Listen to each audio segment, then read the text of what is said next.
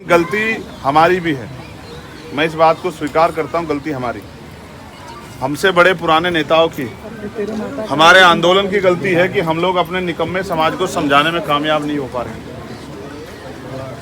बाबा साहब का इतना बड़ा स्टैचू लगाते हो, घरों में बाबा साहब की तस्वीर लगाते हो, घरों के बाहर बाबा साहब के पोस्टर लगाते हो, इतने बड़े बड़े बैनर लगा रखे हैं मैंने देखे इस बस्ती में, और फिर भी इन नकली बाबाओं के पास जाते हो। हाथ जोड़ के कह रहा हूं, अंधविश्वास पाखंडवाद में मत पड़ो। आपको बाबा के रास्ते पे नहीं, डॉक्टर बाबा साहब अंबेडकर के रास्ते पे चलना होगा अगर आपको अपनी जिंदगी में उद्धार करना है। आपको अपनी गरीबी, बेबसी, लाचारी, परेशानियां, बीमारियों का इलाज करना है तो आपको अपनी सामाजिक जागरूकता बढ़ानी पड़ेगी और राजनीतिक ताकत भी बनानी पड़ेगी। कोई सामंती, कोई गुंडा अगर आप पे अपराध कर देता तो मैं उसके नकेल कर देता आज, लेकिन यहाँ तो आप खुद गए हो जाके मरने के। एक आदमी अगर 800 आदमियों की जिम्मेदारी उठाएगा तो कहाँ संभव है? ये सच है। गलती पुलिस के अधिकारियों से भी हुई है, बिल्कुल सच है, लेकिन सच ये भी है कि सरकार ने भी लापरवाही बरती है। ये भी एक कड़वा सच है, क्योंकि सरकार इस बात को जानती है कि कौन लोग वहाँ ज़्यादा संख्या में जा रहे हैं और उनके जीने और मरने से कोई फर्क किसी को पड़ता नहीं। लेकिन गलती हमारी भी है, मैं इस बात को स्वीकार करता हूँ। गलती हमारी, हमसे बड़े पुराने नेताओं की, हमारे आंदोलन की गलती है कि हम लोग अपने निकम्मे समाज को समझाने में कामयाब नहीं हो पा रहे। बाबा साहब का इतना बड़ा स्टैचू लगाते हो, घरों में बाबा साहब की तस्वीर लगाते हो, घरों के बाहर बाबा साहब के पोस्टर लगाते हो, इतने बड़े बड़े बैनर लगा रखे हैं मैंने देखे इस बस्ती में, और फिर भी इन नकली बाबाओं के पास जाते हो।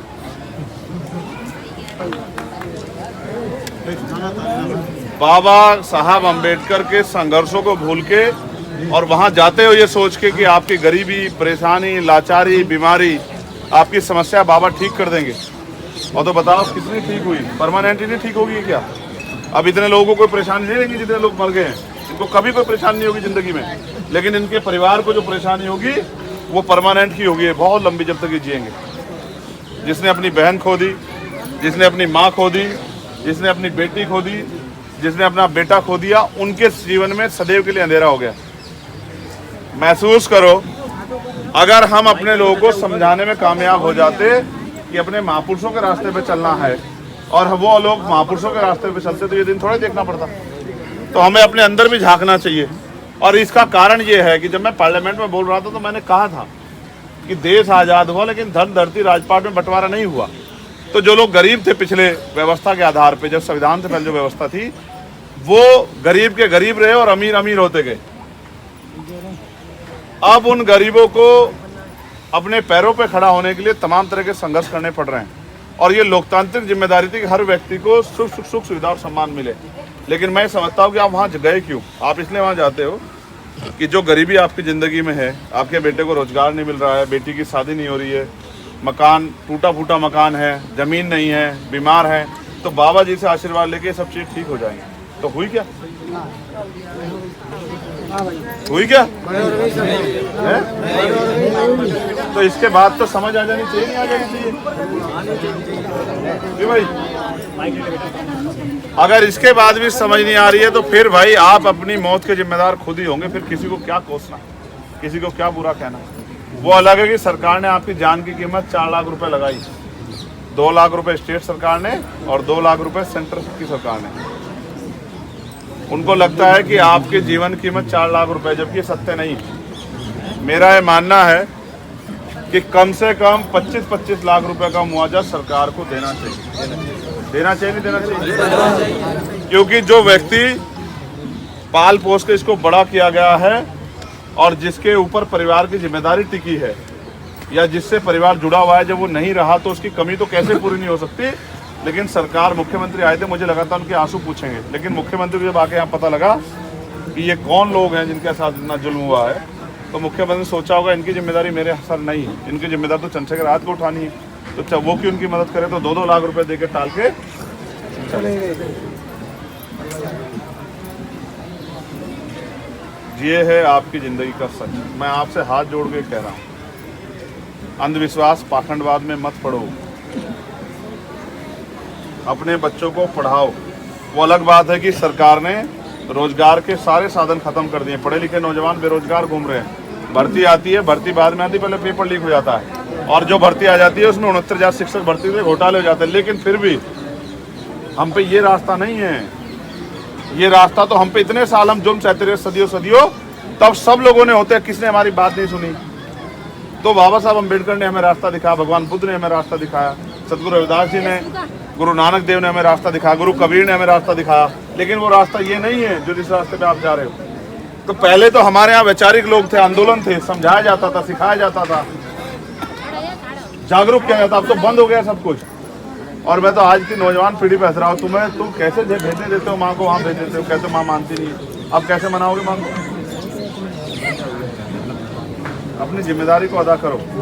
सिर्फ मेरे आने पे घूमने से या नारा लगाने से काम नहीं चलेगा। समाज में बैठ के समाज को जागरूक करो। जब तक आप जमीनी स्तर पे समाज को जागरूक नहीं करोगे तो जयंती बनाने से कुछ नहीं होगा। जितने बड़े बड़े बैनर लगाए, अलग अलग बैनर लगाए, अलग अलग कमेटी बनाए, क्या हुआ उससे? लेकिन फिर भी जाता हो वहीं रहे हो। आपको बाबा के रास्ते पे नहीं, डॉक्टर बाबा साहब अम्बेडकर के रास्ते पे चलना होगा। अगर आपको अपनी जिंदगी में उद्धार करना है, आपको अपनी गरीबी, बेबसी, लाचारी, परेशानियां, बीमारियों का इलाज करना है, तो आपको अपनी सामाजिक जागरूकता बढ़ानी पड़ेगी और राजनीतिक ताकत भी बनानी पड़ेगी। और आप नहीं कर पाओगे ऐसा, तो फिर कोई परिवार जाएगा बाबा के पास, और बाबा के पास जाने के बाद बाबा से क्या उम्मीद करेगा कि जीवन बदल जाए। और मैं तो ये जो मीडिया के साथी इनके माध्यम से कहना चाहता हूँ बाबा जी को, ये वाले बाबा जी, अपने वाले बाबा जी नहीं, उनके विचार तो हम पे हैं। ये जो बाबा जी यहाँ वाले, कि अगर वास्तविकता में इनके हितैषी हो तो इनको कम से कम 1-1 करोड़ रुपए का मुआवजा अपनी तरफ से दो। अगर आप इनके हितैषी हो, जिनकी जान चली गई, जिनके परिवार का सूरज छिप गया है, उनको कम से कम 1-1 करोड़ रुपए का मुआवजा दो, तब तो मैं मानूं कि आप इनके हितैषी, क्योंकि ये आप ही के नाम पे तो गए थे वहाँ। और अगर आप ऐसा नहीं करते तो ये माना जाए कि आप भी इनसे कोई प्रेम नहीं रखते। तो मैं आपसे अपील करता हूँ, ये जो मेरी माएँ बहनें बैठी हैं, ये यार मीडिया वाले तुमने बड़ा परेशान कर दिया। तुम्हें अपनी इसकी पड़ी, तुम डिस्टर्ब कर रहे हो इस तरह से। इसका खामियाजा फिर भुगत लोगे क्या?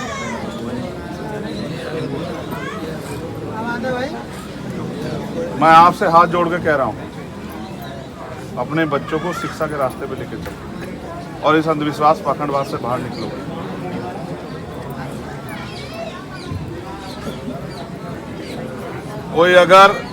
कोई सामंती, कोई गुंडा अगर आप पे अपराध कर देता तो मैं उसके नकेल कर देता आज। लेकिन यहाँ तो आप खुद गए हो जाके मरने के।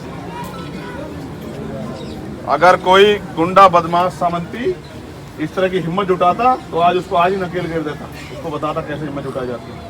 लेकिन अब इसमें क्या कहूँ, किसको पकड़ूँ, किससे जवाब मांगू? इतने लोगों की जान क्या मेरे लोगों की जान की कोई वैल्यू नहीं है? कितने लोग चले गए हैं। एक जानवर मरता है तो भी बवाल हो जाता है, इतने लोग मरे हैं, किसी को फर्क नहीं पड़ रहा है। मैं आपसे तो अपील कर सकता हूँ, ये नौजवान साथी खड़े हैं, कम से कम एक बार ऐसी जगह जाने से पहले एक बार इनकी तरफ भी देखा करो, जिन्होंने अपने 4-4 बच्चे कुर्बान कर दिए हमारे लिए,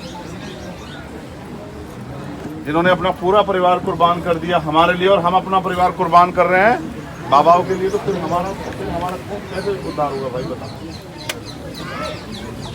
ये कुरीतियाँ जो हमारे समाज में घुस गई है, नशा हो किसी भी तरह का, और ये अंधविश्वास पागल, इससे बाहर निकलो अगर जिंदा रहना है। आपकी मुक्ति का रास्ता शिक्षा, सामाजिक जागरूकता, सत्ता से होकर निकलेगा, इसके अलावा कोई रास्ता नहीं। जब आपके बच्चों को रोजगार नहीं मिलेगा, उनकी जेब में पैसे नहीं, कैसे बदलेगा आपके घरों की स्थिति?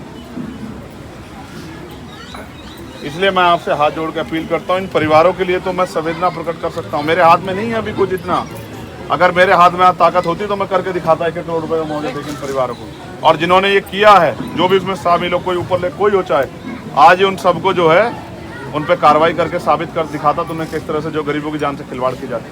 अगर उचित व्यवस्था होती, जैसे एक अधिकारी ने मुझे बताया कि भैया पंडाल में कोई घुस नहीं सकता, तो ये तो घटना भी बाहर हुई, तो बाहर व्यवस्था क्या थी?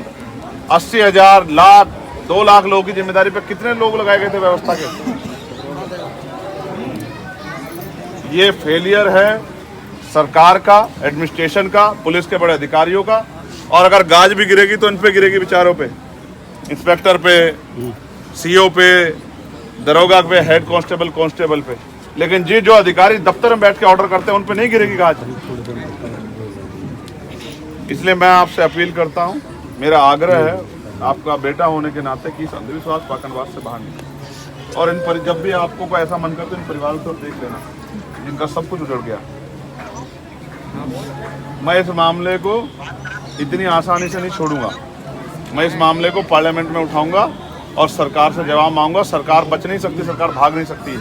और जो भी दोषी होगा इनकी जांच, मैं इसलिए देर से आया कि पहले शांत हो जाने दो, थोड़ा सा पता लग जाए क्या क्या हो रहा है।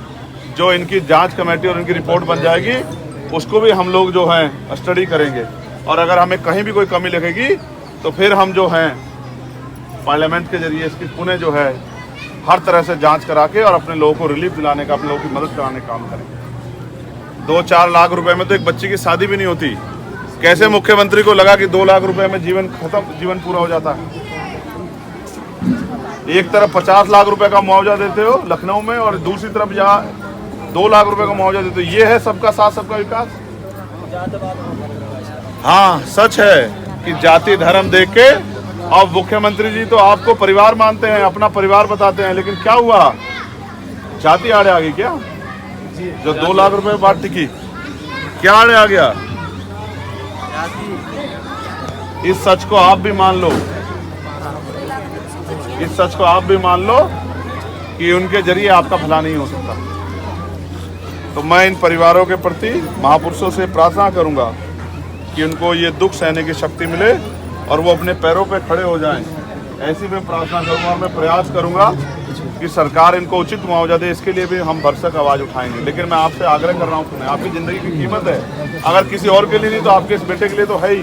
तो अपनी ज़िंदगी की कीमत को समझें और अंधविश्वास पाखंडवाद से बच के अपने जिसको भी इष्ट को मानना है अपने घरों में ही मान लें।